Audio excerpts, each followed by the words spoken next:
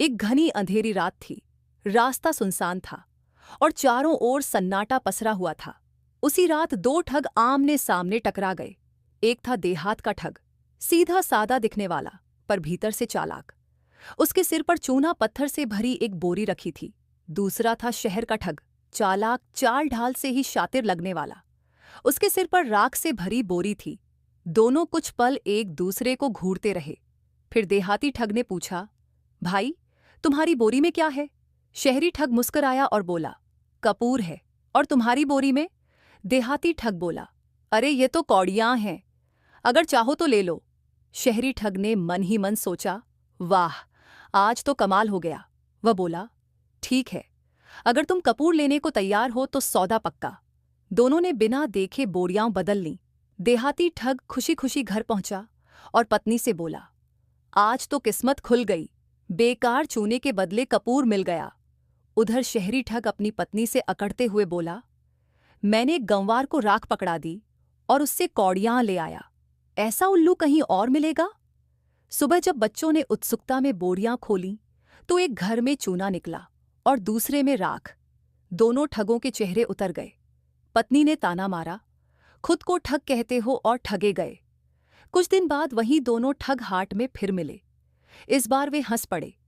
उन्होंने सोचा, अलग अलग ठगे, मिलकर ठगेंगे तो कौन बचेगा। दोस्ती पक्की हुई और साथ काम करने का निश्चय किया। उनका पहला शिकार बनी एक अमीर बूढ़ी औरत, झुकी कमर, कांपते हाथ, पर दिल से भोली।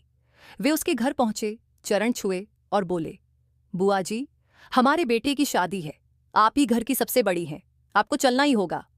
बूढ़ी भावुक हो गई। बरसों बाद अपने पीहर की बात सुनकर उसकी आंखें भर आईं।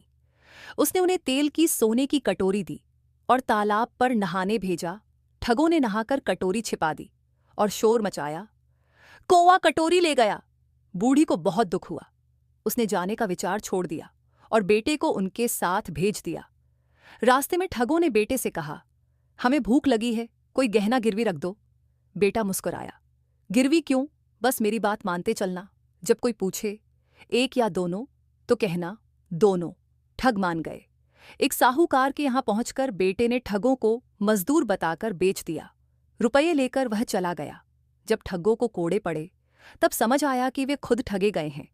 सेठ को मना लिया गया और एक नौकर उनके साथ छोकरा ठग को ढूंढने भेजा गया। उधर वह छोकरा ठग मिठाई की दुकान पर मुफ्त खा गया। फिर एक मां से उसकी बेटी उठाकर बोला, डरो मत, मैं जमाई हूं।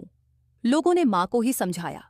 जंगल में भालू से लड़ते हुए उसने सौदागर को भालू बेच दिया, ये कहकर कि वह रुपया हकता है। फिर धोबी को मिठाई का पेड़ दिखाया, कपड़े लेकर भाग गया। फिर उन्हीं कपड़ों को पेड़ पर टांगकर व्यापारी को जादुई पेड़ बेच दिया।